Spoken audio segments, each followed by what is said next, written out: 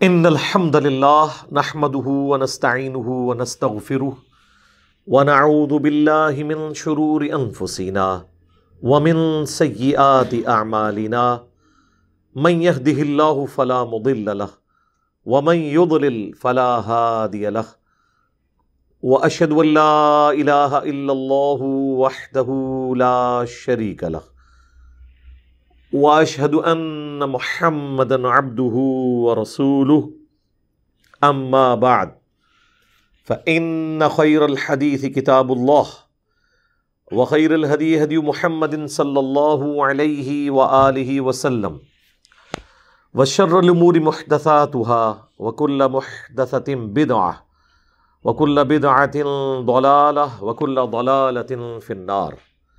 اعوذ بالله السميع العليم من الشیطان الرجیم من ہمزہ ونفخہ ونفثہ بسم اللہ الرحمن الرحیم رب اشرح لی صدری ویسر لی امری واحلل عقدۃ من لسانی یفقہوا قولی بسم اللہ الرحمن الرحیم ان اللہ وملائکتہ یصلون علی النبی یا ایہا الذین آمنوا صلوا علیہ وسلموا تسلیما اللہم صلی علی محمد وعلی آل محمد کما صلیت علی ابراہیم وعلی آل ابراہیم انک حمید مجید اللہم بارک علی محمد وعلی آل محمد کما بارکت علی ابراہیم وعلی آل ابراہیم انک حمید مجید اللہم ربنا آتنا فی الدنیا حسنہ وفی الآخرۃ حسنۃ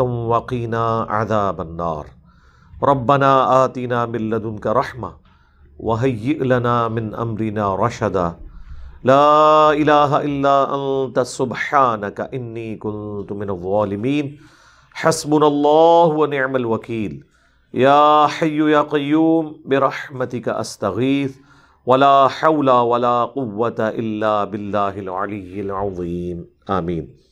اعوذ باللہ من الشیطان الرجیم بسم اللہ الرحمن الرحیم قل سیروا فی الارض، اے نبی ان سے فرماؤ کہ زمین میں سیر کر کے دیکھو، ثم انظروا کیف کان عاقبۃ المکذبین، اور پھر دیکھو کہ کیا انجام ہوا جھٹلانے والوں کا، یعنی اگلے انبیاء کی جو قومیں ہلاک کی گئیں ان کے کھنڈرات سے گزرو اور وہاں سے عبرت حاصل کرو.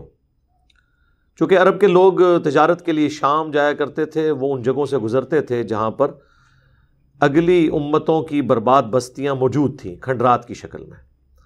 یہی وہ آیت کا ٹکڑا ہے، یہ قرآن میں کئی جگہ یہ ٹاپک آیا.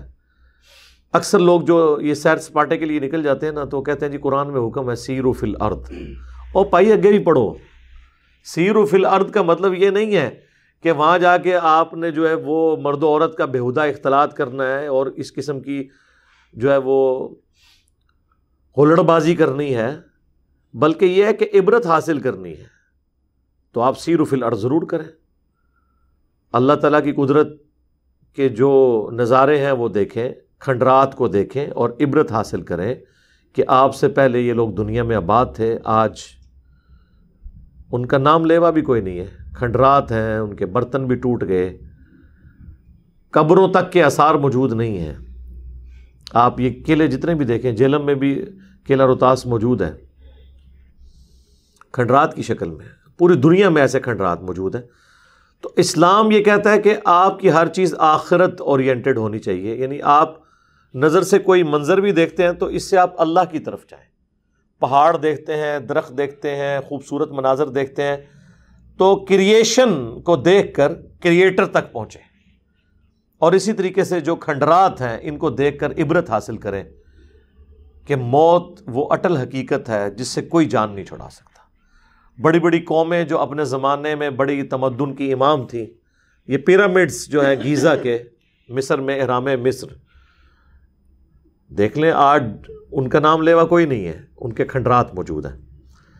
تو اے نبی ان سے فرماؤ زمین میں گھومو پھرو، پھر دیکھو کہ کیا انجام ہوا جھٹلانے والوں کا. قل لمن ما فی السماوات والارض، اے نبی ان سے فرمائے پوچھنے کے انداز میں کہ آسمانوں اور زمین میں جو کچھ ہے اس کا مالک کون ہے، یہ کس کا ہے؟ قل اللہ، پھر خود ہی ان سے فرمائیے کہ سب کا مالک اللہ ہے۔ کتب علی نفسہ الرحمہ، اس نے اپنے اوپر لازم کر لیا ہے کہ وہ رحم کی روش اختیار کرے گا، ہر حال میں رحم کرے گا، یعنی رحم والا جو ایلیمنٹ ہے یہ غالب ہے۔ بخاری اور مسلم دونوں میں حدیث ہے، اللہ تعالیٰ نے مخلوقات کی پیدائش سے پہلے اپنے پاس عرش پہ یہ عبارت لکھ لی تھی کہ میری رحمت میرے غضب پر سبقت لے جانے والی ہے، یعنی ڈومیننٹ پہلو اللہ تعالیٰ کا رحمت والا ہے، اسی وجہ سے وہ ڈھیل بھی دیتا ہے، اسی وجہ سے اگر کوئی شخص توبہ کر لے تو نہ صرف اس کے گناہوں کو معاف کرتا ہے بلکہ سورۃ الفرقان میں آیا گناہوں کو نیکیوں سے بدل دیتا ہے، سورۃ الفرقان آیت نمبر 70۔ تو یہ اس کی رحمت ہے، رحمت والا ایلیمنٹ اس کا غالب ہے۔ لیکن انڈیا، پاکستان، بنگلہ دیش میں جو صوفیاء کے زیر اثر آپ کو بتایا گیا رحمت کا کانسیپٹ، وہ بالکل غلط ہے۔ اس رحمت کا کانسیپٹ تو یہ ہے کہ کام چک کے رکھو، ایک رحمت کا چھینٹا آئے گا اور سب کچھ معاف ہو جائے گا۔ اس طرح کی رحمت قرآن و حدیث میں کہیں موجود نہیں ہے۔ قرآن و حدیث میں ہے کہ اللہ تعالیٰ جو ڈھیل دیتا ہے یہ اس کی رحمت ہے، فوراً گرفت نہیں کرتا، یہ اس کی رحمت ہے۔ دیکھ لیں خالد ابن ولید نبی علیہ السلام کے اعلان نبوت کے 19 سال کے بعد مسلمان ہوئے، تو 19 سال میں مر بھی سکتے تھے نا، ڈھیل ملی۔ آج ہم رضی اللہ عنہ کہتے ہیں، ان کے لیے دل میں اچھے جذبات رکھتے ہیں، تو وہ اللہ کی رحمت تھی کہ ایگزیکیوشن فوراً نہیں اللہ نے کی۔ 13 سالہ مکی دور میں دھمکیاں دھمکیاں دھمکیاں، اینڈ رزلٹ کیا ہوا؟ فتح مکہ پہ لوگ مسلمان ہو گئے۔ عذاب استیصال اس طرح کا نہیں آیا، ٹھیک ہے غزوہ بدر میں آیا، احد میں آیا، خندق میں آیا، لیکن جو بڑی فائنل قسط آنی تھی وہ تو ٹل گئی۔ یہ اللہ کی رحمت کا غلبہ ہوا نا۔ بلکہ سورہ الممتحنہ میں پارہ نمبر 28 میں اللہ تعالیٰ نے بڑے سخت الفاظ کے اندر کنڈیم کیا ہے کافروں کے ساتھ دوستی کو۔ اس وقت مسلمانوں نے ان سے دوستیاں بھی گانٹ رکھی تھی، بعض نے کمزوری ایمان کی وجہ سے کہ کل کو کوئی برا وقت آیا تو یہ ہمارا ساتھ دیں گے۔ اسی کانٹیکسٹ میں وہ ابن ابی بلتا جو بدری صحابی تھے، انہوں نے نبی علیہ السلام کی مخبری بھی کر دی، بخاری مسلم میں آتا ہے۔ حضرت علی کو پیچھے بھیجا، انہوں نے جا کے خط ریٹریو کیا اس عورت سے۔ حضرت عمر نے کہا یا رسول اللہ اجازت دیں اس منافق کا گلا کاٹ دوں۔ ہم نے فرمایا چھوڑ دو، اللہ نے بدری صاحب کی اگلی پچھلی غلطیاں معاف کر دی ہیں۔ وہاں پہ سورہ ممتحنہ کی آیات نازل ہوئی تھی کہ چاہے کوئی قریبی رشتہ دار بھی ہے، اللہ اور اس کے رسول اور ایمان والوں سے کوئی آگے نہیں ہونا چاہیے۔ یہ آیات ابن ابی بلتا کے کانٹیکس میں نازل ہوئی تھی، اور اس میں اللہ نے ایک چھوٹی سی بات کر دی تھی جس پہ میری نگاہ جب پڑی تو میں نے کہا واہ میرے مالک، یہ تیرے ہی کام ہے، اللہ جتنا حوصلہ کسی میں نہیں ہے جی۔ بخاری مسلم میں حدیث ہے سب سے بڑھ کر صبر کرنے والا اللہ ہے، لوگ اس کے لیے شریک ٹھہراتے ہیں، پھر بھی ان کو کھانا بھی کھلاتا ہے، درگزر کی روش اختیار کرتا ہے، الٹیمیٹلی کئی لوگ ایمان بھی قبول کر لیتے ہیں۔ تو یہ سورہ ممتحنہ میں سٹارٹ ہوا نا، یا ایھا الذین آمنوا لا تتخذوا عدوی وعدوکم اولیاء، مت دوست بناؤ میرے دشمنوں کو اور اپنے دشمنوں کو۔ اتلقون الیہم بالمودہ، تم تو ان سے بڑا ملاقات کرتے ہو نا محبت کے ساتھ، جبکہ انہوں نے کفر کیا ہے حق آ جانے کے بعد، اور انہوں نے رسول اللہ کو اور تمہیں وہاں سے مکے سے نکلنے پر مجبور کر دیا۔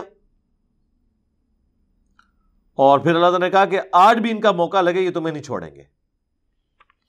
اور پھر آگے چل کر اللہ تعالیٰ نے اسی کانٹیکسٹ میں یہ بات کر دی جس میں اشارہ موجود ہے، ہاں آیت نمبر 7 میں، اتنی کلاس لینے کے بعد اللہ نے کہا عسى اللَّهُ أَن يَجْعَلَ بَيْنَكُمْ وَبَيْنَ الَّذِينَ عَادَيْتُمْ مِنْهُمْ مَوَدَّةً، ہو سکتا ہے کہ عن قریب ایسا وقت آئے کہ جو تمہارے دشمن ہیں اللہ تعالیٰ تمہارے اور ان کے دل میں اکٹھا ایک جگہ تم کو جمع کر کے محبت پیدا کر دے۔ واللہ قدیر، اللہ تعالیٰ قادر ہے، واللہ غفور رحیم، اللہ تعالیٰ بخشنے والا مہربان ہے۔ اس آیت میں مشہور، یعنی یہ چیز آپ سمجھ لیں چھپی ہوئی تھی کہ ہو سکتا ہے ان قریب کوئی ایسا وقت آئے کہ جو تمہارے پکے دشمن ہیں یہ تمہارے جگری یار بن جائے، اور وہ ہو گیا۔ آپ دیکھ لیں جب وہ یرموک ہوئی ہے تو وہاں پر وہ اصحاب بھی تھے جو فتح مکہ پہ مسلمان ہوئے ہیں، اور لیڈرشپ میں خالد ابن ولید ہیں، ابو عبیدہ ابن جرح ہیں، اور وہاں بیٹھ کے وہ پھر گفتگو کرتے ہیں کہ دیکھو ہم نے تو کبھی سوچا بھی نہیں تھا، یہ رومن امپائر کے لوگ تو ہمیں کمی کمینوں کی طرح خیال کرتے تھے، اسلام کی وجہ سے اللہ نے ہمیں عزت دی، آج ہماری تلواروں کی آوازوں سے ہی ان کے جو ہے در و دیوار کانپ رہے ہیں۔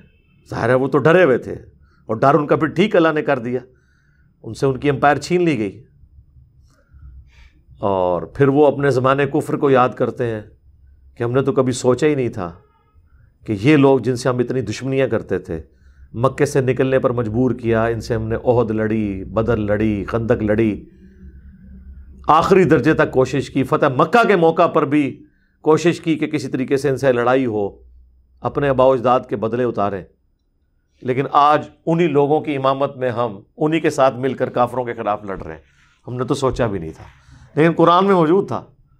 قریب ہے شاید ایسا وقت آئے کہ اللہ تعالیٰ تمہارے دلوں میں محبت پیدا کر دے۔ فتح مکہ کے بعد ایک ایک کر کے سارے مسلمان ہو گئے، تو سیدنا عمر اب اپنے ان ساتھیوں کو آ کے دیکھ رہے ہیں جنہوں نے حضرت عمر کو تکلیفیں دی تھیں ایمان قبول کرنے کے بعد، باقی اصحاب کو، آج وہ لوگ سب کے سب اللہ کا شکر ادا کر رہے ہیں کہ اللہ نے ہمیں ایمان کی دولت دے دی ہے۔ تو سیدنا عمر نے رونا شروع کر دیا، تو لوگوں نے کہا یہ تو خوشی کا موقع ہے، انہوں نے کہا میں رو اس لیے رہا ہوں کہ جب بھی کوئی چیز اپنے کامل ایپیکس کو پہنچ جاتی ہے نا، اس کے بعد پھر اس میں زوال شروع ہو جاتا ہے۔ یہ آخری ایپیکس تھا جو ہم نے دیکھ لیا کہ ہمارے خاندان کے لوگ جو ہماری جان کے دشمن تھے، آج انہوں نے ہمارا دین قبول کر لیا، اس سے آگے تو ہمیں کچھ نہیں چاہیے نا۔ تو ہر چیز اپنی تکمیل کے بعد پھر نقصان کی طرف جاتی ہے، یہ اللہ کا رول ہے۔ بچہ پیدا ہوتا ہے، بڑا ہوتا ہے، جوان ہوتا ہے، پھر آہستہ آہستہ بڑھاپے کی طرف پھر مر جاتا ہے۔ قوموں کو عروج آتا ہے، پھر زوال۔ رومنس کی امپائر کتنا عرصہ تک رہی، زوال ہوگی۔ پرشین امپائر میں 1000 سال سے وہ آتش کدہ چل رہا تھا مسلسل، اس کو بجھنے نہیں دیا، وہ آگ کی پرستش کرتے تھے۔ مسلمانوں نے جا کے 1000 سالہ وہ آتش کدہ جہاں پہ شرک ہو رہا تھا ختم کر دیا۔ آج دوبارہ پرشین امپائر ہی نہیں ہے۔ سلطنت عثمانیہ مسلمانوں کی 600 سال تک رہی، ختم ہو گئی۔ ہر عروج کو زوال ہے۔ تو سیدنا عمر نے کہا کہ مجھے یہ چیز رلا رہی ہے کہ اب یہ چیز اپنے نقصان کی طرف جائے گی، اور نقصان ہو گیا نا، اللہ کے نبی دنیا سے چلے گئے۔ مسلمانوں کے لیے سب سے بڑا نقصان تو یہ تھا کہ اب کسی ایک شخصیت پہ لوگ اس طرح جمع نہیں ہو سکتے، اپنے اجتہاد سے ہی کوئی کر سکتا ہے نا۔ اللہ کے نبی کے بعد تو فوراً لوگ کوئی دوسری بات کرتے ہی نہیں تھے۔ عرب کے بدو، جنگجو، ضدی، ہٹ درم قسم کے لوگ جو پانی پینے پلانے کے اوپر 3 نسلوں تک جنگیں کرتے تھے اور ایک دوسرے کو قتل کرتے تھے، لیکن نبی علیہ السلام ایک معجزانہ شخصیت ان میں۔ آپ ایک دفعہ ایک بات کرتے تھے، دوسری کو بات ہی کرنے کے لیے تیار نہیں ہوتا تھا۔ جنگ جمل صفین نہروان تو نہیں ہونی تھی نا اگر اللہ کے نبی اس وقت دنیا میں موجود ہوتے۔ امیجن کریں نا، لیڈرشپ ایک، کسی کی جرت نہیں۔ بخاری مسلم میں حدیث نہیں ہے جب صحابہ کرام میں اختلاف پیدا ہوا انصار اور مہاجرین کے ایک لڑائی کے چکر میں، تلواریں نکل آئیں، نبی علیہ السلام ممبر پہ چڑھے، بس صرف اتنی اناؤنسمنٹ کی کہ جاہلیت کی رسومات بند کرو، بس اتنا بات کرنی تھی۔ سب لوگ پیچھے ہٹ کے، وہ لوگ تو کسی کی سنتے نہیں تھے، ایسا ان کے اوپر وہ غصے کا غلبہ ہوتا تھا اس وقت۔ تو یہ لیڈرشپ تھی نبی علیہ السلام کی۔ بہرحال اللہ نے ان کو پھر اکٹھا کر دیا جی بعد میں۔ وہ جو رحمت کا ذکر ہے، کتب علی نفسہ الرحمہ لَيَجْمَعَنَّكُمْ إِلَىٰ يَوْمِ الْقِيَامَةِ لَا رَيْبَ فِيهِ، ہم ضرور تمہیں جمع کریں گے قیامت کے دن جس میں کوئی شک نہیں ہے۔ الَّذِينَ خَسِرُوا أَنفُسَهُمْ، وہ لوگ جنہوں نے اپنے آپ کو خسارے میں ڈالا ہے، فَهُمْ لَا يُؤْمِنُونَ، وہ ایمان نہیں لائیں گے، یعنی جو جان بوجھ کر گمراہی کی روش اختیار کیے ہوئے ہیں یہ کبھی ایمان نہیں لے کر آئیں گے۔ جس کو کہا جاتا ہے نا کہ جو سویا ہوا ہے وہ تو جاگ سکتا ہے، جو آنکھیں بند کر کے لیٹا ہے وہ کبھی بھی نہیں جاگے گا، اس کی نیت ہی نہیں جاگنے کی۔ تو اب لیکن یہ فتوے اس وقت آ رہے ہیں جب 13 سالہ مکی دور میں دعوت ہو چکی ہے، اس کے باوجود بھی ڈھیٹ پن کی انتہا ہے ان لوگوں کی۔ تو اللہ نے اب یہ ایمان لانے والے نہیں ہیں۔ لیکن پھر اللہ کی رحمت ہوئی کہ کچھ لوگ پھر بھی جو بچ گئے وہ بعد میں ایمان لے بھی آئے، لیکن بعض کفر کی موت مر گئے۔ وَلَهُ مَا سَكَنَ فِي اللَّيْلِ وَالنَّهَارِ، اسی کا ہے جو کچھ دن میں بس رہا ہے، جو کچھ رات میں۔ دن کے وقت جو کچھ آپ کو نظر آتا ہے اس کا مالک بھی اللہ، رات کے وقت بھی جتنی مخلوقات آپ کو نظر آتی ہیں، چاہے وہ حشرات الارض ہوں، چاہے وہ ایسے پرندے ہوں جو رات کے وقت اڑتے ہیں جیسے الو ہو گیا، چمگادڑ، دن کو بھی نظر آنے والی ہر چیز کا مالک اللہ ہے، رات کی بھی ہر چیز کا مالک اللہ ہے۔ وَهُوَ السَّمِيعُ الْعَلِيمُ، اور وہ سب کچھ سننے والا بھی ہے، علم والا بھی ہے۔ یہ مخلوقات بنا کے اس نے چھوڑ نہیں دی ہیں، ہر مخلوق کا علم بھی ہے اور ہر مخلوق کی سنتا بھی ہے۔ قُلْ أَغَيْرَ اللَّهِ أَتَّخِذُ وَلِيًّا، اے نبی تم فرماؤ کہ کیا تم مجھے یہ مشورہ دے رہے ہو کہ میں اللہ کے سوا کسی اور کو اپنا پشت پناہ مانگ لوں؟ فاطر السماوات والارض، وہ اللہ جو آسمانوں اور زمین کا پیدا کرنے والا ہے۔ وَهُوَ يُطْعِمُ وَلَا يُطْعَمُ، جو سب کو کھلاتا ہے اور خود کچھ نہیں کھاتا۔ اوئے ہوئے ہوئے، سب کو کھلاتا ہے اور خود کھانے کا محتاج نہیں ہے۔ سر اگر یہ کوالٹی کسی میں ہے نا تو وہ مشکل کشا ہو سکتا ہے آپ کا۔ ہاں، وہ تو سورۃ المائدہ میں اللہ نے فرمایا عیسیٰ اور ان کی ماں کھانا کھانے کے محتاج تھے۔ ایسوں کو اپنے نقصان اور نفع کا مالک سمجھتے ہو، اللہ کے سوا ایسوں کی عبادت کرتے ہو جو نہ تمہارے نفع کے مالک نہ نقصان کے مالک، یعنی نہ تو ان کی عبادت ہو سکتی ہے اور نہ آپ ان کو بندہ سمجھتے ہوئے ان سے مدد مانگ سکتے ہیں، کیونکہ وہ آپ کے نفع نقصان کے مالک نہیں، کیونکہ وہ تو خود محتاج ہیں روٹی کے جو اللہ انہیں کھلاتا ہے۔ میرے بھائی، اگر عیسیٰ ابن مریم اور ان کی ماں سیدہ مریم روٹی کھانے کے محتاج ہیں، کسی کے نفع اور نقصان کے مالک نہیں ہے، تو بابے دشائی کوئی نہیں، بابے نیچے بچنا ہے، اسے نہیں رکھنا۔ اسلام بچانا ہے تو بابے سارے ختم کرو علمی طور پہ۔ قل انی امرت ان اکون اول من اسلم، اے نبی تم فرماؤ مجھے تو خود میرے رب کی طرف سے یہ حکم ہوا ہے کہ سب سے پہلے میں اللہ کے سامنے سر تسلیم خم کروں۔ لو جی، پیر فقیر بزرگان دین کے بارے میں جنہوں نے کبھی نماز بھی نہیں پڑھی ہوتی، یعنی جن کی بات ہو رہی، جو پڑھنے والے ہیں ان کی بات نہیں میں کر رہا، ان کے بارے میں لوگ کہتے ہیں دیکھیں جی نماز، ذکر، اذکار، عبادت تو اس لیے کی جاتی ہے کہ اللہ تک بندہ پہنچے، اور جو اللہ تک پہنچ چکے ہیں ان کو تو اب ان چیزوں کی ضرورت ہی کوئی نہیں ہے۔ تو ان سے ذرا پوچھیں کہ رسول اللہ تک نہیں پہنچے ہوئے تھے، جو اس کائنات میں وسیلہ ہیں مخلوق اور خالق کے درمیان ہدایت کا، ان سے زیادہ کون اللہ تک پہنچا ہوا ہے؟ اور ان کے لیے حکم ہو رہا ہے نبی تم نے خود اپنی زبان سے ہی کہنا ہے، انی امرت، مجھے حکم دیا ہے میرے رب نے، ان اکون اول من اسلم، کہ سب سے پہلے میں مسلم ہو جاؤں، میں سر تسلیم خم کروں، ولا تکونن من المشرکین، اور یہ بھی حکم دیا گیا ہے کہ دیکھنا مشرکین میں شامل نہ ہونا، یعنی سب سے پہلے میں توحید کا علم بردار ہوں، سب سے پہلے میں اللہ کا تابع فرمان ہوں، سب سے پہلے میں خدا کا مطیع ہوں، باقیوں کو تو میں بعد میں دعوت دوں گا، پہلے تو میں سر تسلیم خم کرتا ہوں۔ اب مجھے بتائیں، اگر اللہ کے نبی کو یہ حکم دیا جا رہا ہے کہ آپ نے یہ کہنا ہے کہ میں نے شریعت کی پابندی کرنی ہے، میں نے اللہ کے سامنے سر جھکانا ہے، میں نے اللہ کے ایک ایک حکم کی پیروی کرنی ہے، تو باب دشائی کوئی نہیں، کوئی شے نہیں۔ قل انی اخاف ان عصیت ربی عذاب یوم عظیم، آ گئی جی آیت جڑی میرا ہے میں رٹا چھڑی تو نو، سورۃ الانعام میں ہے، سورہ یونس میں ہے، سورہ الزمر میں ہے، 3 دفعہ یہ آیت آئی ہے۔ اے نبی تم فرماؤ بے شک میں تو خود خوف رکھتا ہوں اس بات کا کہ اگر میں نے بھی اپنے رب کی نافرمانی کی تو بڑے دن کا عذاب مجھے بھی آ پکڑے گا۔ اچھا آپ کیا سمجھ رہے ہیں یہ نبی علیہ السلام جو یہ مذاق کے طور پہ باتیں کر رہے ہیں؟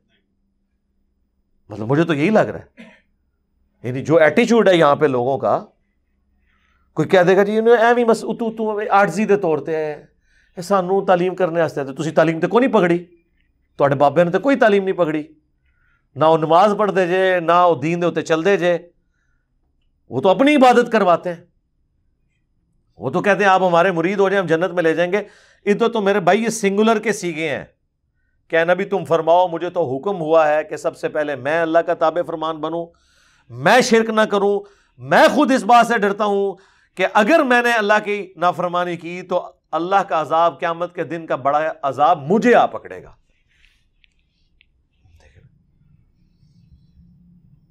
اندازہ کریں. میرا خیال ہے دنیا میں اگر سب سے بڑی کوئی مثال دی جا سکتی تو یہی تھی نا. یعنی اللہ کی مخلوقات میں کوئی رسول اللہ سے بڑھ کر ہے کہ ہم جس کی مثال پیش کریں اور ان کو یہ یقین آئے کہ باب تشائی کوئی نہیں. رسول اللہ سے تو بڑا کوئی نہیں ہے نا. تو باقی لوگ کس کھاتے میں بیٹھے ہوئے ہیں؟ اسی لیے دیکھ لیں کہ یہ سورۃ الانعام جو ہے نا ننگی تلوار ہے توحید کے اوپر. مجھے آج بھی یاد ہے ہمارے ہمسائے تھے وہ قادیانی تھے اس وقت بھی. خیر ہم تھے بریلوی. بریلویوں سے بڑا کانفیڈنٹ کون ہوگا؟ عشق رسول کے علمبردار ٹھیکیدار.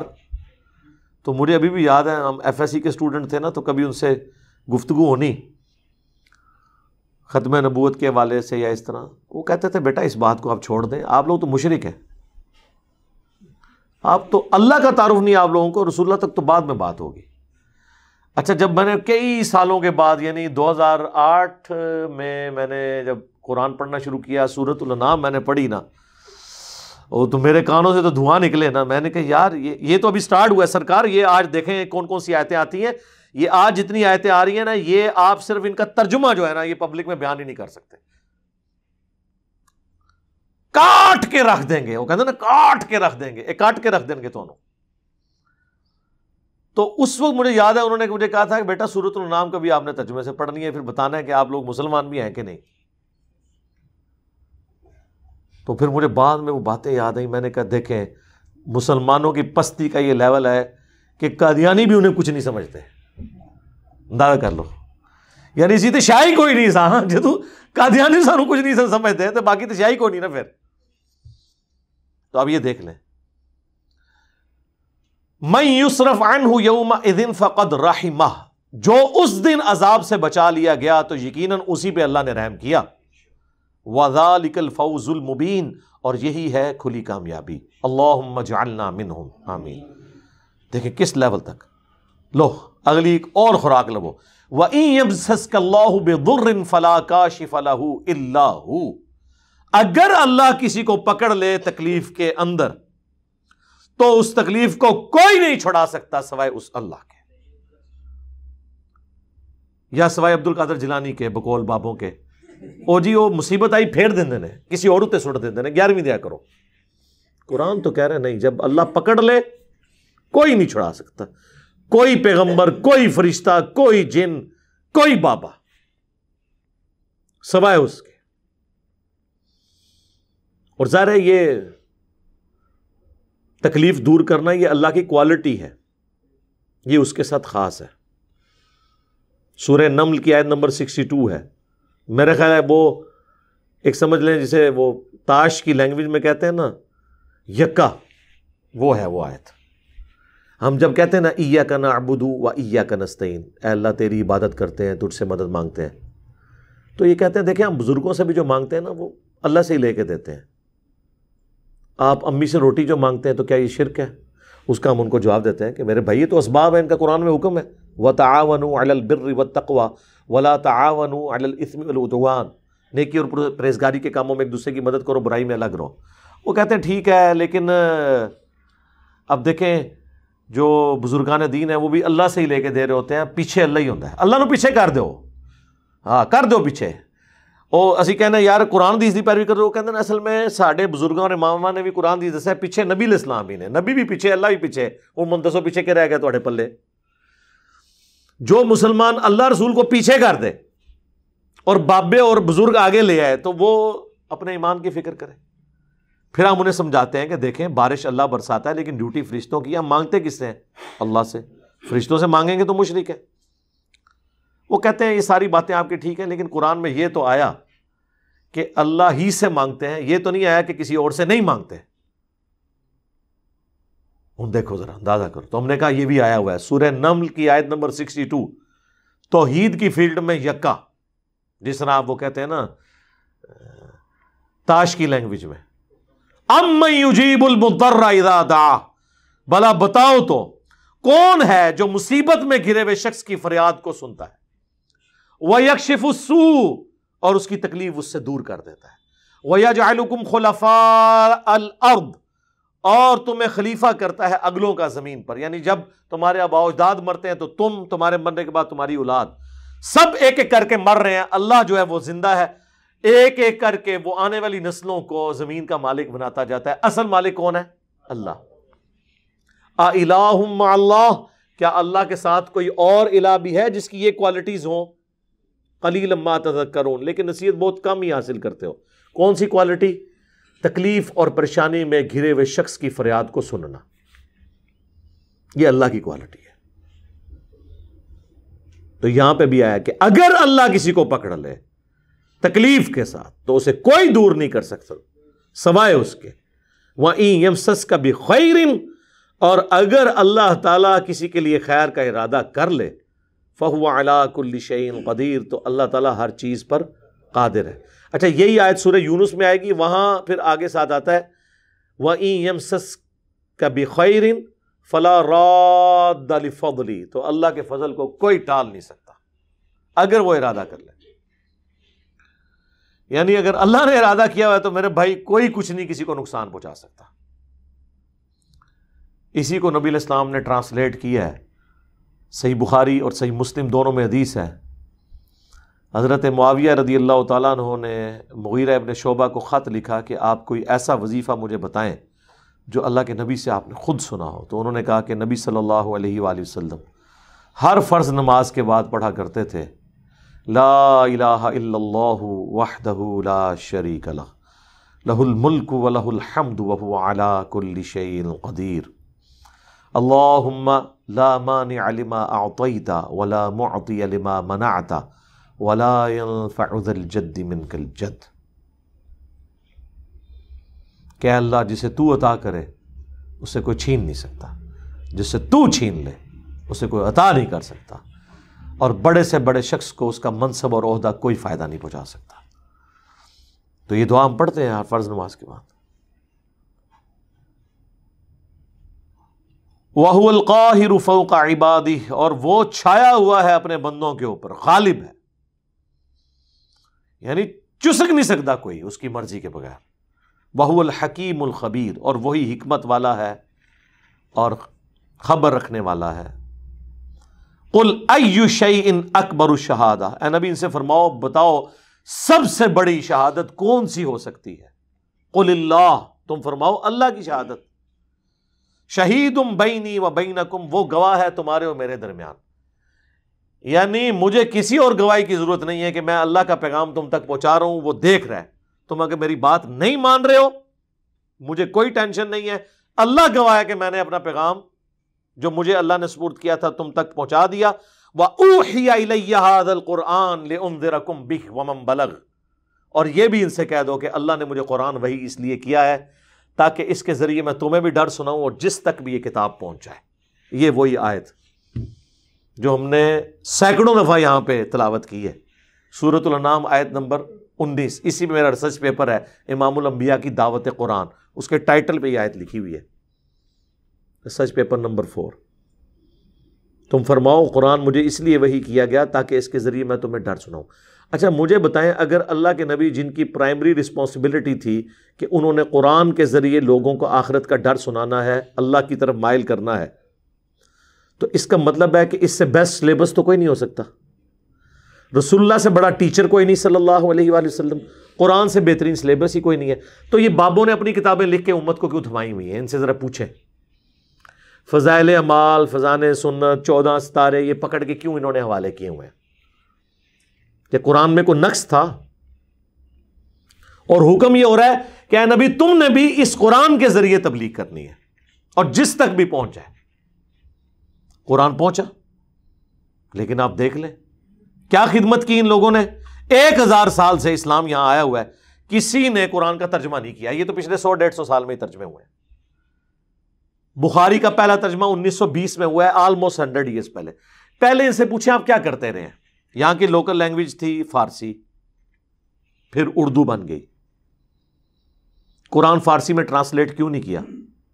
شاہ ولی اللہ دہلوی نے پہلی دفعہ کیا، 5 سال تک چھپے رہے، لوگوں نے فتوے جاری کر دیے یہ قرآن عربی میں تھا، اس نے تحریف کر کے فارسی میں کر دیا.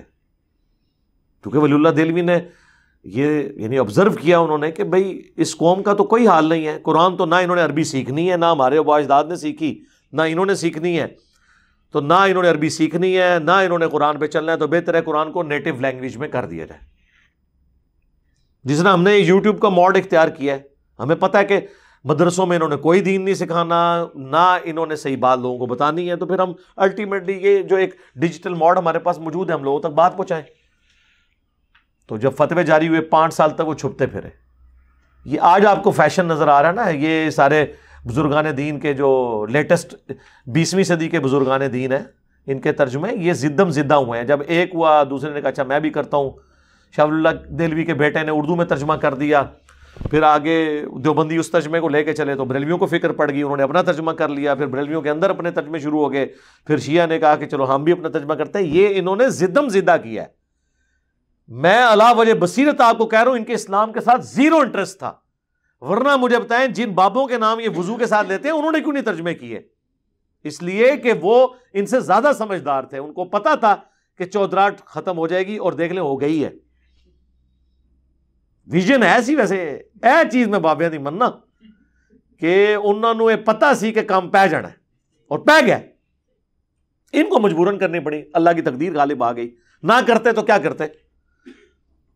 کیونکہ وہ جب ایک کام شروع ہو جائے دراڑ ڈل جاتی ہے نا. تو اپنی طرف سے انہوں نے اپنے ترجمے تفسیریں کر کے کوشش کی کہ قرآن کے فتنے کو، جس کو یہ فتنہ سمجھتے ہیں آزمائش، دبایا جائے. لیکن الٹا گلے پڑ گیا. کیا کرتے؟ اور آج ان کے لیے مصیبت بنی ہوئی ہے. احادیث کے ترجمے بھی ہو رہے ہیں. اب لوگ کہتے ہیں جناب کہ وہ ایک دیوبندی نے کتاب لکھی ہے مناقب ابی حنیفہ، اس کے مقدمے میں لکھا ہے دور حاضر میں حدیث کی کتابوں نے زندیقیت کا دروازہ کھول دیا ہے. پہلے ہم لوگوں کو مسئلہ بتاتے تھے، لوگ سن لیتے تھے. اب جب مسئلہ بتاتے ہیں وہ کہتے ہیں دسو کتنے لکھے ہے. پوچھنا ہے لوگوں نے، شکر کرو کہ آپ پوچھ رہے نے. ایک او وقت آنا ہے پہلے ایک تو ترن گے، پھر کہیں گے مما کی تو بیان کیتے ہی نہیں کیتا تھے اعلان کر. یہ دن دور نہیں جے. ابھی تو آپ سے یہ علیحدہ پوچھتے ہیں نا سر یہ وہ جس طرح ہمارے ایک بھائی فون کر کے کہتے ہیں مولانا یہ کہاں لکھا ہوا ہے، کوئی آیت ہے، کوئی حدیث ہے؟ اے اس دن تو ڈر جاؤ تو لوگ کنوں پکڑ کے تو لاون گے کہ یہ کر رہے ہو تسی، کوئی چیز لکھی ہے کدھرے. تو انہوں نے بڑی ہوشیاری کے ساتھ ترجمہ نہیں کیا، انہیں پتا تھا کام ڈل جانا ہے اور ڈل گیا. یہ اسلام کی خدمات ہے جی. کسی نے بخاری کا ترجمہ نہیں کیا، بتائے نا جی، کوئی لائے نا جی اے جی سلطان باؤ نے قرآن کا ترجمہ کیتا جی. مزہ آ گیا تھوڑی گل کا، ٹھیک ہے نا جی. انہوں نے کیوں کرنے تھے میرے بھائی؟ انہوں نے اپنی شاعریاں لکھ کے آپ کو حوالے کی، اپنی کتابیں حوالے کی تاکہ آپ قرآن و حدیث سے دور رہیں. ٹھیک ہے، اللہ کا شکر ہے آج مبارک دور ہے، ہمیں ترجمہ کرنے کی ضرورت نہیں. ہم لوگ کہتے ہیں پڑھو اپنے اپنے ترجمے اور بتاؤ جو پڑھتا ہے. یہ جو میں پڑھ رہا ہوں نا اس کا ترجمہ کوئی بھی پڑھ لے اپنے مکتب فکر کا، کوئی شیعہ ہے سنی ہے، پڑھے اور بتائے یہ کیا توحید لکھی ہوئی ہے.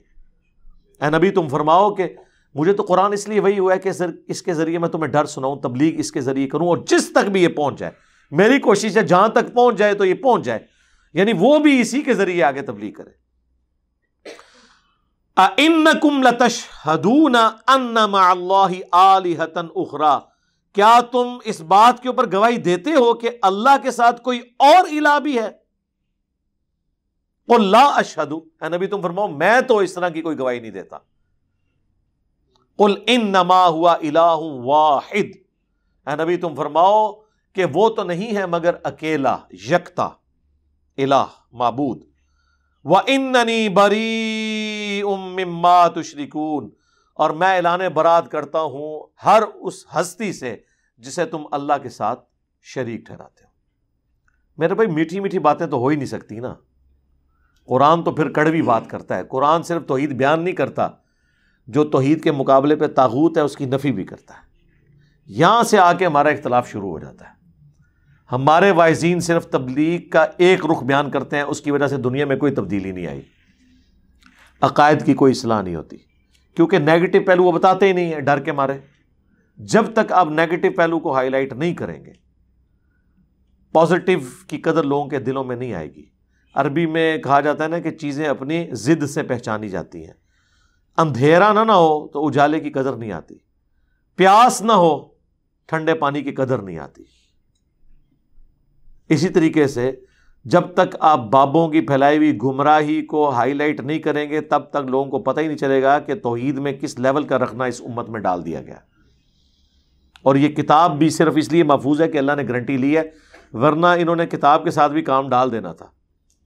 اتنا کام تو ضرور ڈال دیا ہے کہ قرآن کی تفسیر کرتے ہوئے قرآن کے بالکل اپوزٹ تفسیر کر دی ہے.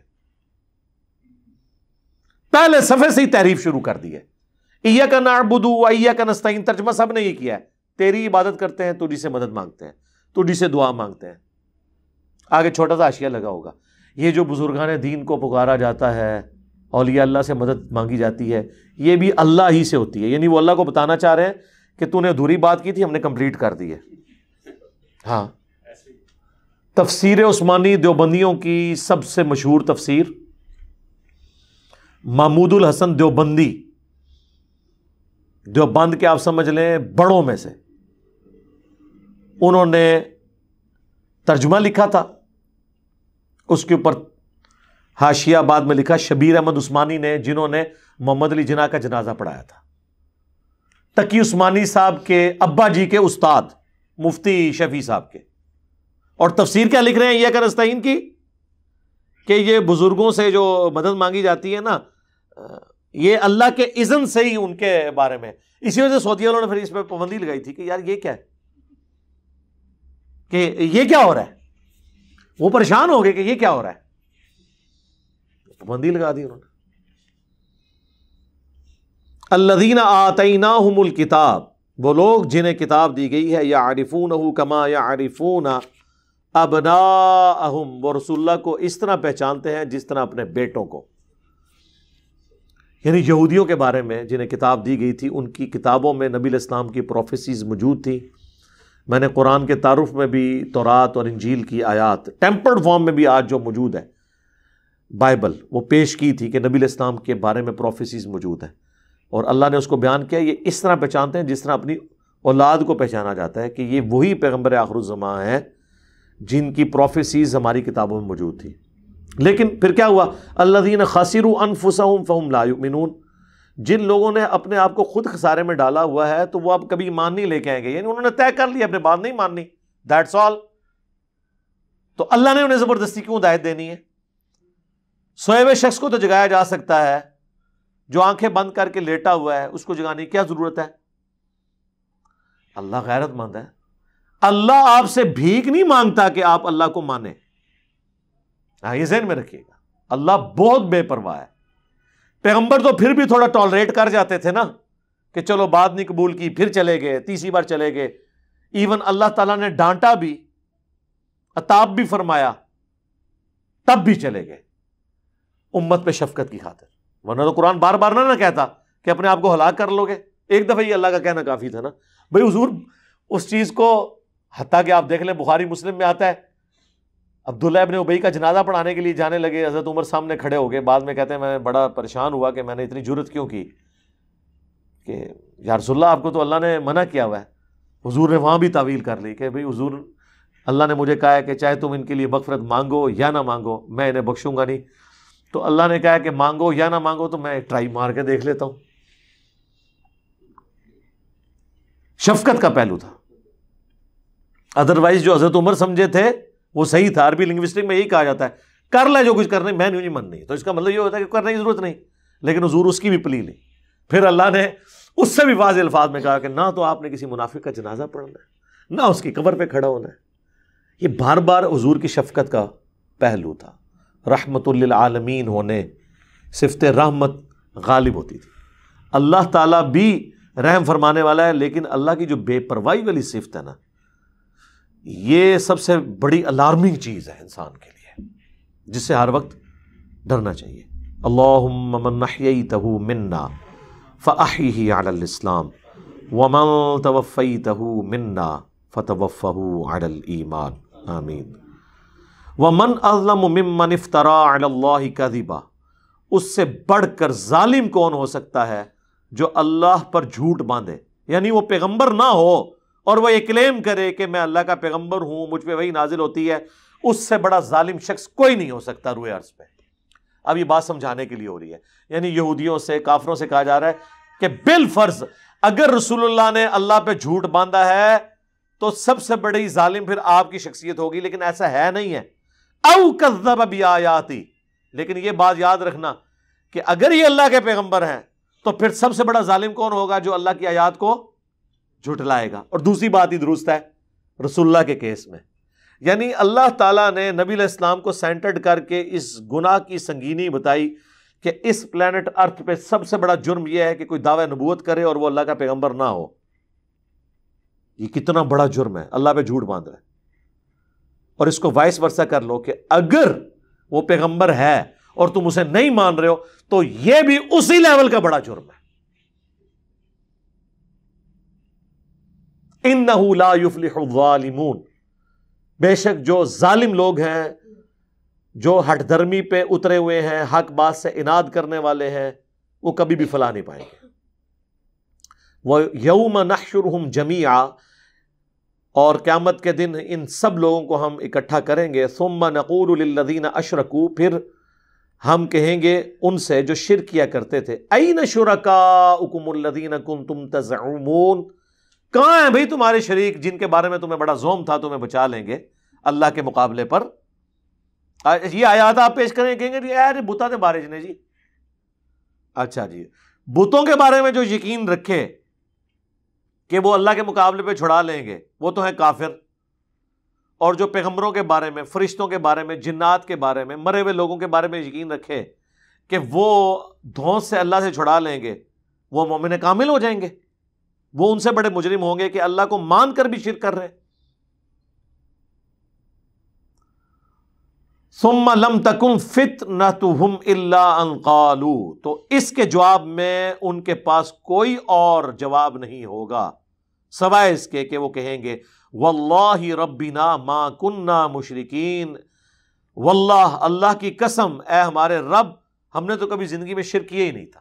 لو جی بابے فارغ، خود ہی بابیا تو منکر ہو جان گے، وہ کہیں گے جی اللہ کہڑے بابیا کی گل کر، ہم تو پتہ ہی نہیں، ایسی کدے شرک کیے ہی نہیں دنیا میں۔ جس طرح یہاں جب پنجاب پولیس نے ان کو پکڑا نا نعرے لگانے والوں کو، تو انہوں نے پھر ہاتھ اٹھا کے پنجاب پولیس زندہ باد نعرے لگائے۔ یہ دنیا میں آپ منظر دیکھ لیں، یعنی پنجاب پولیس کے ڈر کی وجہ سے وہ لوگ جو کل تک کہہ رہے تھے تیرا سر تن سے جدا، تو فلانے دا سر تن سے جدا، وہ سارے پنجاب پولیس زندہ باد نعرے لگا رہے تھے۔ تو مجھے بتائیں اللہ کی بارگاہ میں جب مجرم پیش ہوں اور وہاں اللہ سے پوچھیں ہاں بھائی کیڑا کیڑا بابا جو ہے کنوں کنوں پکار دیو، لیاؤ انہوں نے، تو انہوں نے یہی کہنا ہے نا کہ یا اللہ اسی شرک کدے کیتے ہی نہیں ہے، ساڈا کیا لینا دینا شرک نال، اے رب ہمارے، ہم تو شرک کرنے والے تھے۔ انظر کیف کذبوا علی انفسہم، اللہ کہہ رہا دیکھو ذرا کس طرح اپنے بارے میں خود ہی جھوٹ بول رہے ہیں، اپنے آپ کو ہی جھٹلا دیا ہے، اپنے اس عقیدے کے منکر ہو گئے ہیں جو عقیدہ کل تک یہ نعروں میں لگایا کرتے تھے۔ وَضَلَّ عَنْهُمْ مَا كَانُوا يَفْتَرُونَ، اور ان سے جاتا رہا وہ چیز جو دنیا میں یہ جھوٹے عقیدے افطرا بازیاں کیا کرتے تھے، آج سب کچھ غائب ہو گیا۔ اسی کو کہا جاتا ہے نا ہاتھوں کے طوطے اڑ گئے۔ جس چیز پہ ان کو ناز تھا، جس پہ تکیہ تھا، ختم۔ وَمِنْهُمْ مَنْ يَسْتَمِعُ إِلَيْكَ، اے نبی ان میں ایسے لوگ بھی ہیں جو غور سے آپ کی بات سنتے ہیں بظاہر، وَجَعَلْنَا عَلَىٰ قُلُوبِهِمْ أَكِنَّةً، لیکن ہم نے ان کے دلوں کے اوپر پردے ڈال دیے، أَن يَفْقَهُوهُ، کہ آپ کی بات کو سمجھ سکیں، وَفِي آذَانِهِمْ وَقْرًا، اور ان کے کانوں میں ہم نے گرانی ڈال دی ہے، آپ کی باتیں انہیں بوجھل لگتی ہیں۔ آج بھی آپ دیکھ لیں جو لوگ شرک میں مبتلا ہیں، آپ توحید کے اوپر آیات پڑھیں تو دیکھیں کاٹ کھانے کو دوڑتے ہیں وہ۔ بھائی جب پیغمبر سے ان کے بڑوں نے نہیں سنی تو یہ ہم سے کب سنیں گے پیغمبر کی بات؟ ان کے بڑوں نے ہمارے بڑے سے، جن کی قبر مدینے میں ہے، توحید کی بات نہیں سنی، ان بڑوں کے چھوٹوں نے اس پیغمبر کے ماننے والوں سے کیسے توحید کی بات سننی ہے؟ سورۃ المومنون میں آتا ہے اے نبی جب تم توحید کی بات کرتے ہو قریب ہے جھپٹ پڑے تم پہ۔ یہ سورہ المومن میں آتا ہے جب اکیلے اللہ کا ذکر کرتے ہو ان کے دل تنگ ہونا شروع ہو جاتے ہیں، جب اور ہستیوں کے ساتھ شریک کرتے ہو پھر یہ خوشیاں مناتے ہیں۔ ہوتا ہے نا یہ، آپ توحید کے اوپر بات ہو کہتے ہیں جناب کو بزرگاں دی بھی گل کرو، ہر ٹائم خشک گل نہیں کر دے ہو، ہاں وہ توحید کو خشک سمجھتے ہیں، کہتے ہیں بزرگوں کی بات کریں۔ اللہ تعالیٰ فرماتا ہے ہم نے ان کے دلوں پہ پردے ڈال دیے، کانوں پہ گرانی۔ وَإِن يَرَوْا كُلَّ آيَةٍ لَا يُؤْمِنُوا بِهَا، یہ ہر معجزہ بھی دیکھ لیں تب بھی ایمان نہیں لے کر آئیں گے۔ استغفر اللہ واتوب الیہ۔ یہ پوائنٹ آف نو ریٹرن ہوتا ہے، اس کا ذکر سورۃ الانعام کی آیت نمبر 110 میں آئے گا۔ اللہ یہ ٹروتھ ریویل کرے گا کہ ایسا ہوتا کیوں ہے کہ پیغمبر بات کر رہا ہے اور اللہ تعالیٰ کہہ رہا ہے کہ پیغمبر کی بات اور ان کے دلوں کے درمیان میں نے ایک پردہ ڈال دیا ہے، پیغمبر کی بات بھی نہ سمجھ آئے۔ لو جی، یہ تو کہتے ہیں بابے نگاہ مار کے ہدایت دے دیتے ہیں، اور اللہ تعالیٰ ہمارا پیغمبر بھی قرآن پڑھے گا انہیں ہدایت نہیں ملے گی کیونکہ ہم نے مور لگا دی ہے۔ کیوں؟ وہ سورۃ الانعام کی آیت نمبر 110 میں آئے گا کہ جب پہلی دفعہ ان پہ حق کھلا تھا نا، انہوں نے حق کو پہچانے کے باوجود ضد اور ہٹ درمی کی، اس کے سبب اللہ نے ان پر مور لگا دی ہے۔ اس لیے اللہ کی مور سے ڈرنا چاہیے۔ ربنا لا تزغ قلوبنا بعد اذ ہدیتنا وہب لنا من لدنک رحمہ انک انت الوہاب، آمین۔ یہ ہر معجزہ، ہر نشانی دیکھ لیں تب بھی ایمان نہیں لائیں گے۔ حتی اذا جاؤک، یہاں تک کہ جب یہ آپ کے پاس آتے ہیں، یجادلونک یقول الذین کفروا ان ھذا الا اساطیر الاولین، تو یہ جھگڑتے ہی ہیں آپ کے ساتھ، صرف حجت بازی کرتے ہیں، اور پھر الٹیمیٹلی ان کے پاس یہی بہانہ ہوتا ہے یہ تو اگلے لوگوں کی کہانی ہے۔ یعنی آپ جو اگلے پیغمبروں کے واقعات سناتے ہیں، ان کی قوموں کا ذکر کرتے ہیں، یہ ایک سٹوریاں تھیں، ان کا حقیقت سے کوئی تعلق نہیں ہے، نعوذ باللہ۔ وَهُمْ يَنْهَوْنَ عَنْهُ، اور وہ روکتے ہیں لوگوں کو اس حق کی دعوت قبول کرنے سے، وَيَنْهَوْنَ عَنْهُ، اور خود بھی دور بھاگتے ہیں قرآن کی دعوت سے۔ وَإِن يُهْلِكُونَ إِلَّا أَنفُسَهُمْ وَمَا يَشْعُرُونَ، اتنی باتیں سن کے کسی کے دماغ میں یہ بھی آ سکتا تھا کہ اللہ کو بڑی ٹینشن ہوگی کہ لوگ ایمان نہیں قبول کر رہے۔ اللہ تعالیٰ فرما رہا ہے کہ یہ ہلاکت میں تو نہیں ڈال رہے مگر اپنے آپ کو، اور انہیں یہ شعور بھی نہیں ہے کہ اپنا بیڑا غرق کر رہے ہیں۔ بھئی اللہ کوئی آپ سے ہدایت کی بھیک مانگتا ہے کہ آپ لوگ اللہ کو مانو؟ زمین و آسمان کی ساری مخلوقات مل کے شرک کرنا شروع کر دیں بفرض محال، اللہ کی شان میں کوئی کمی نہیں آئے گی۔ زمین و آسمان کی ساری مخلوقات مل کے ابو بکر، عمر، عثمان و علی بھی بن جائیں، اللہ کی شان کو بڑھا نہیں سکتے، اللہ تو بے پرواہ ہے۔ وَلَوْ تَرَىٰ اِذْ وُقِفُوا عَلَى النَّارِ، کاش تم وہ وقت دیکھ لو جب ہم انہیں جہنم کی آگ پر پیش کریں گے۔ ویڈیو چلنے لگی ہے۔ فَقَالُوا يَا لَيْتَنَا نُرَدُّ وَلَا نُكَذِّبْ بِآيَاتِ رَبِّنَا، وہ کہیں گے اے کاش کسی طریقے سے ہم دوبارہ ایک بار دنیا میں چلے جائیں تو ہم اللہ کی آیات کو نہیں جھٹلائیں گے۔ رَبِّنَا وَنَكُونَ مِنَ الْمُؤْمِنِينَ، اے رب ہمارے ہم تیری نشانیوں کو نہیں جھٹلائیں گے، ہمیں یقین آ گیا ہم ایمان والوں میں شامل ہوتے ہیں، ایک چانس اور دے دے۔ اب اس کے اوپر ذرا اللہ کی ورڈکٹ سنیں۔ بلکہ بدا لہم ما کانوا یخفون من قبل، ان پر وہ چیز اب کھل گئی ہے قیامت کے دن جس کو یہ چھپایا کرتے تھے۔ یعنی پہلے بھی ان کا دل تو گواہی دیتا تھا کہ یار یہ دنیا اللہ نے ایسے تو نہیں بنائی ہے، کسی نے تو بنائی ہے، اس کے سامنے اکاؤنٹیبل ہونا ہے، لیکن ضد اور چودراہٹ کی وجہ سے انہوں نے وقت کے پیغمبروں کا انکار کیا، نبی اسلام کا انکار کیا۔ تو جس چیز کو دنیا میں یعنی دل میں آئی ہوئی اس بات کو بھی چھپایا کرتے تھے، سچائی کو قبول نہیں کرتے تھے۔ اب اگلی آیت جو ہے نا جی، یہ انتہائی لمحہ فکری ہے، اس آیت کا اگلا ٹکڑا۔ وَلَوْ رُدُّوا، اگر انہیں ہم دنیا میں دوبارہ واپس بھی بھیج دیں، لَعَادُوا، پھر یہی کام کریں گے، لِمَا نُهُوا عَنْهُ، وہی حرکتیں کریں گے جس سے ہم نے منع کیا، وَإِنَّهُمْ لَكَاذِبُونَ، اور یہ بے شک جھوٹے ہیں۔ اب مجھے بتائیں یہ کیسے ممکن ہوگا اتنا بڑا عذاب دیکھنے کے بعد اگر کوئی دنیا میں آ جائے اور دوبارہ وہی کام کرے؟ عقل تو اسے تسلیم نہیں کرتی۔ ایک بار پھینٹی لگ جائے نا، انسان کے 14 طبق روشن ہو جاتے ہیں آخرت کا عذاب دیکھ کے۔ لیکن یہ قرآن تو جھوٹا نہیں ہے۔ قرآن اگر یہ دعویٰ کر رہا ہے نا کہ یہ لوگ جو دنیا میں شرک کرنے والے ہیں قیامت والے دن اپنے شرک سے بھی بیزاری کریں گے، پھر کہیں گے افسوس یا اللہ تو ایک بار ہمیں دنیا میں بھیج دیں، ہم تیرے پیغمبروں پر ایمان بھی لائیں گے، ان کی اطاعت بھی اختیار کریں گے۔ اور اللہ تعالیٰ ہمارے اگر ہم ان کی بات مان کے انہیں بھیج بھی دیں نا، اینڈ رزلٹ یہی ہونا ہے کہ انہوں نے یہی کچھ کرنا ہے۔ ویسے ہی بڑی حیران کن بات ہے. میں نے اس کے اوپر بڑا تفکر کیا. میری زندگی میں خیر کچھ واقعات بھی ایسے ہیں, آپ لوگوں کی زندگی میں بھی ہوگا.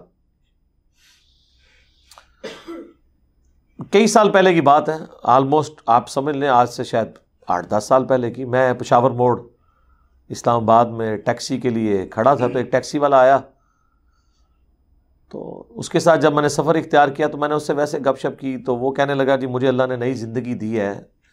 میں کھڑا تھا, پیچھے سے وہ بڑا ڈیمپر آ کے چڑھ گیا. اشفا انٹرنیشنل میں وہ کئی ہفتوں تک وینٹیلیٹر کے اوپر رہا. اللہ نے نئی زندگی دی, حالانکہ اسے رشتہ دار مل کے جا چکے تھے کہ اب یہ نہیں بچنا. وینٹیلیٹر پہ چڑھا ہوا بندہ تو بہت کم ہی واپس آتا ہے. تو کہتا ہے جی مجھے تو نئی زندگی اللہ نے دی ہے. تو میں نے اس سے پہلا سوال یہ کیا, نماز پڑھتے ہو؟ کہتا ہے جی ٹائم ملے تو پڑھ لیتا ہوں. میں نے کہا صدق اللہ العظیم, اللہ نے سچ فرمایا. اگر ہم انہیں دنیا میں دوبارہ بھی بھیج دیں تب بھی یہی کچھ کریں گے جو یہ کرتے تھے. وہ دنیا میں واپس ہی آیا نا, موت کے منہ سے جو واپس آیا. اچھا یہ کیوں کریں گے؟ اس کے پیچھے آپ سمجھے لاجک کیا ہے؟ اس کے پیچھے جو لاجک ہے نا وہ اصل میں یہ ہے کہ شیطان اور نفس انسان کو یہ پٹی پڑھاتا ہے کہ اللہ بڑا غفور رحیم ہے. وہ جب دوبارہ دنیا میں آئیں گے نا پھر اپنی مرضی کی زندگی گزاریں گے. پتہ کس امید پہ؟ کہ یار ایک بار آخرت میں گئے تھے نا, چھوڑ ہی دیا نا اس نے, دوبارہ بھیج ہی دیا نا, اون بھی چلو خیر سستی ہوئی تو پھر ایک چانس اور ہی مل جائے گا. آپ مجھے بتائیں خیال آئے گا کہ نہیں ذہن میں کہ بھی پورا قرآن دھمکیوں کا بھرا ہوا, at the end of the day جہنم میں جا کے بھی واپس دنیا میں آ گئے, تو اب کون سی نئی چیز ہو جانی ہے؟ دوبارہ جائیں گے, وہ ہے ہی بخشنے والا مہربان ہے, ماں تو ہی 70 گنا زیادہ کرتا ہے, کوئی مسئلہ ہی نہیں ہے, پھر آ جائے گا. یہ میرے دماغ میں آیا کہ یہ لاجک ان کے دماغ میں آئے گی, اور یہی لاجک ہے جو شیطان کے دماغ میں بھی ہے. اسی لیے ابھی تک اسے توبہ کی توفیق نہیں ہوئی ہے کہ خیر ہے چھوڑ دے گا, معاف کر دے گا, خیر ہے معاف کر دے گا. اللہ کا شکر ہے اللہ نے ایک چانس بھی نہیں رکھا ہوا, ورنہ کہیں نہ کہیں کسی کے دماغ میں بات آ ہی جاتی کہ خیر چھوڑ ہی دے گا. اور دیکھیں اس کا احسان ہے کہ اس نے آپ کو مرنے سے پہلے جو سلیبس دیا ہے اس میں بتا بھی دیا ہے, اور یہ بھی کہہ دیا ہے کہ جی یہ اس طرح کی تمنا کریں گے ہم انہیں دنیا میں واپس بھی نہیں بھیجیں گے, اگر بھیجیں گے پھر بھی یہ اعمال کریں گے. تو اللہ نے تو پہلے فلم چلا دی ہے, اب کسی کے دماغ میں وسوسہ بھی نہیں آنا چاہیے. لوگ کہتے ہیں جوا, سب سے بڑا جوا یہ زندگی ہے جی, پتہ نہیں کس وقت ختم ہو جائے, اور دوسرا چانس بھی کوئی نہیں. کوئی شخص یہ بھی نہیں کہہ سکتا جی سر میری 35 سال میں ڈیتھ ہوئی ہے, میں نے 38ویں سال میں ہے, میں نے پلان کیا تھا کہ میں نے 40 سال کی عمر میں جا کے نا اللہ کے راستے میں آنا, یا اللہ 5 سال ہی رہ گئے سن منو دے دینا. وہ ہمیں لگ رہا ہوتا ہے. دیکھ لیں جن کا جنت کا راستہ ہے وہ نظر آ رہا ہوتا ہے جنت کے راستے پہ, اور جو جہنم کے راستے پہ چلنے والے ہوتے ہیں نا وہ نظر آ رہا ہوتا ہے جہنم کے راستے کی طرف ہی جا رہے ہیں. ان کو آپ جو کچھ بتائیں وہ مانتے نہیں ہیں, اور جو خوف خدا رکھنے والے ہیں وہ ہر بات کو سیریس لینا شروع کر دیتے ہیں. وَقَالُوا إِنْ هِيَ إِلَّا حَيَاتُنَا الدُّنْيَا, اور یہ کہتے ہیں کہ یہ تو نہیں مگر دنیا کی زندگی, وَمَا نَحْنُ بِمَبْعُوثِينَ, اور ہمیں کوئی مر کے دوبارہ زندہ نہیں کیا جائے گا. یہ آخری درجہ ہے ویسے جان چھڑانے کا کہ انسان کبوتر کی طرح آنکھیں بند کر لے, کوئی بلی نہیں ہے. تو اس طرح کرنے سے اگر بلی غائب ہوتی تو مسئلے حل ہوتے, لیکن بلی تو غائب نہیں ہوگی. ہاں آپ آنکھیں بند کریں گے گردن مروڑ کے چلی جائے گی آپ کی. تو آخری حل یہی ہے, جو لوگ اپنی مرضی کی زندگی گزارنا چاہتے ہیں نا ان کے پاس آخری حل ہے ڈینائل آف گاڈ, خدا کا ہی انکار کر دو, آخرت کا ہی انکار کر دو, تاکہ یہ ہر وقت جو ٹینشن ہے دماغ یہ ختم ہو جائے. تو اس طرح کرنے سے تو نہیں ہونی. وَلَوْ تَرَىٰ إِذْ وُقِفُوا عَلَىٰ رَبِّهِمْ, کاش تم وہ وقت دیکھ لو جب یہ اپنے رب کے حضور کھڑے کیے جائیں گے. قَالَ أَلَيْسَ هَٰذَا بِالْحَقِّ, اللہ فرمائے گا بتاؤ کیا یہ سچ نہیں ہے مرنے کے بعد جی اٹھنا؟ قَالُوا بَلَىٰ وَرَبِّنَا, وہ کہیں گے کیوں نہیں, اور اے ہمارے رب تیری قسم کہ ایسا ہی ہے.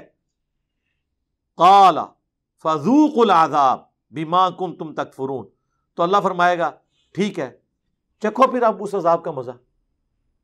یہاں تک تو شاید ہم ایکسپیکٹ کر رہے تھے کہ اللہ تعالیٰ کہے گا کہ اچھا اب یقین آ گیا, چلو ایک چانس اور لے لو, اور نیچے غلط کام کرنا نہ. اللہ فرما رہے ہیں ہاں پتہ چل گیا, وہ کہیں گے ہاں پتہ چل گیا, بھگتو پھر. اس رب کے بارے میں لوگ کہتے ہیں جی وہ جی 70 ماؤں سے زیادہ پیار کرنے والا ہے جی. ماں تو یہ کچھ نہیں کرتی اولاد کے ساتھ, اللہ صرف 70 ماہ سے زیادہ پیار کرنے والا اس کے حق میں ہے جو اللہ کی مان لے، اور جو اللہ کی نہ مانے اس کے لیے اللہ بے پرواہ ہے۔ بھائی ماں اس لیے پسیجتی ہے کہ ماں اپنے نفس سے مغلوب ہے، اپنے احساسات سے مغلوب ہے، اللہ کے کوئی احساس نہیں کہ جسے وہ مغلوب ہو جائے۔ ماں تو پوری زندگی اگر اولاد نے نافرمانی کی ہو نا اور جیل میں چلی جائے اولاد، وہی ماں جو ہے نا اس کو ضمانتیں کراتی پھرے گی، لیکن اللہ ایسا نہیں ہے۔ یہ جو کرسچنز نے لوگوں کا دماغ خراب کیا نا جی، مسلمانوں کا خدا بڑا ظالم ہے۔ اچھا کرسچنز کو پتہ چل گیا ہے کہ خدا کا کنسیپٹ قرآن میں کیا ہے، مسلمانوں کو نہیں پتہ چلا۔ ذہن میں دیکھیں، وہ کہتے ہیں گاڈ از آل لونگ۔ دیکھو ہمارا گاڈ جو ہے وہ آل لونگ ہے، اتنا لونگ ہے کہ ایک عیسیٰ کو سولی چڑھا کے پوری انسانیت کے لیے جنت لکھ دی ہے۔ تو سر یہ پیکج کس کو نہیں قبول ہوگا؟ یعنی دوویں جانی مٹھے باؤ، ادھر بھی یاشی اگے بھی یاشی، لیکن یہ کبوتر کی طرح آنکھیں بند کرنی۔ وہ کہتے ہیں مسلمانوں کو خدا تو بڑا ڈاڈا ہے، وہ تو دھمکیاں لگاتا ہے۔ تو میں نے پھر کرسچنس کو یہ پھکی دی ہے الزامی جواب کہ چھوڑ دو، تم سچے ہو خدا کے کانسیپٹ میں یا ہم پریکٹیکلی خدا کی ایگزیکیوشنز کو چیک کر لیتے ہیں، خدا کے جو دنیا میں فیصلے ہیں ان کو چیک کر لیتے ہیں۔ کیا آپ یہ گوارا کریں گے کہ آپ کا دشمن ہی کیوں نہ ہو، اس کے 4 چھوٹے چھوٹے بچے ہوں اور بچپن میں اللہ تعالیٰ ان کی ماں کو موت دے دے؟ آپ دشمن کے لیے بھی گوارا نہیں کریں گے؟ کریں گے؟ تو خدا تو روزانہ ہزاروں ایسی عورتوں کو موت دیتا ہے جن کے چھوٹے چھوٹے بچے ہوتے ہیں، پھر وہ ستیلی ماؤں کے ہتھے چڑھتے ہیں، ان میں سے کئی جو ہیں وہ ڈان بن جاتے ہیں، برائیوں میں مبتلا ہو جاتے ہیں۔ اس کی ابتدا کہاں سے ہوتی ہے؟ اللہ کے اس ڈیسیژن سے جو ان کی ماں کو مار دیا جاتا ہے۔ تو اگر گاڈ آل لونگ ہے تو اسے پسیج جانا چاہیے، ایسے بچوں کی ماں کو موت نہیں دینی چاہیے، ایسوں کے باپ کو موت نہیں دینی چاہیے، لیکن خدا پسیجتا نہیں ہے کیونکہ اس کے احساسات نہیں ہیں۔ ذہن میں رکھیے گا، یہ مثالیں ماؤں والی غلط ہیں لوگ دیتے ہیں۔ جو اللہ محبت اس سے کرتا ہے، آپ کہیں گے کہ فرعون سے 70 ماؤں سے زیادہ محبت کرتا ہے جس نے مسلمانوں کو قتل کیا، سولی چڑھایا؟ اپنے نیک بندوں سے، اپنے ماننے والوں سے محبت کرتا ہے۔ دوسروں کے لیے ان کی محبت نہیں ہے، اللہ کی رحمت ہے کہ ڈھیل دے دے۔ محبت شبت کوئی نہیں، یہ سب فراڈ ہے جو لوگوں نے مشہور کیا ہوا ہے۔ اور اسی وجہ سے دیکھ لیں اس کا اینڈ رزلٹ یہ ہے، محبت کا راگ لاب لاب کے لوگوں نے اللہ کی ماننی چھوڑ دی ہے۔ اسی لیے دیکھ لیں دنیا میں سب سے نان پریکٹسنگ اگر کوئی ریلیجن کے ماننے والے لوگ ہیں نا تو وہ کرسچنز ہیں۔ ایسا بےہودہ عقیدہ ان کو دے دیا کہ عیسیٰ ابن مریم نے تمہارے گناہوں کا بوجھ اٹھا لیا، کم چک کے رکھو۔ اور آج کے تو وہ ایتھیسٹ ہو گئے، سیکولر ہو گئے، دین سے برگشتہ ہو گئے۔ اسلام جو بچا ہوا ہے نا وہ اپنی اس تعلیمات کی، حالانکہ کسر ادھر بھی نہیں بزرگان دین نے چھوڑی، ٹھیک ہے نا جی، کر کر کے سارا کچھ، لیکن پھر بھی کتاب محفوظ تھی۔ کوئی ہمارے جیسے 2-4 پاگل ہر زمانے میں رہے ہیں جو لوگوں کو بتاتے رہے بھائی اے خدا ہو نہیں جے، خدا کتاباں دا اور جے۔ اللہ کا شکر ہے، اللہ تعالیٰ سے دعا ہے جو حق بات میں نے کہی اللہ تعالیٰ ہمارے دلوں میں راسخ فرمائے، اگر جس بات میں میرے منہ سے غلط بات نکل گئی اللہ تعالیٰ ہمیں معاف کر دے، دلوں سے دھو بھی ڈالے۔ سبحانک اللہم و بحمدک، اشہد ان لا الہ الا انت، استغفرک و اتوب الیک، وما علینا الا البلاغ المبین۔ جزاکم اللہ خیرا۔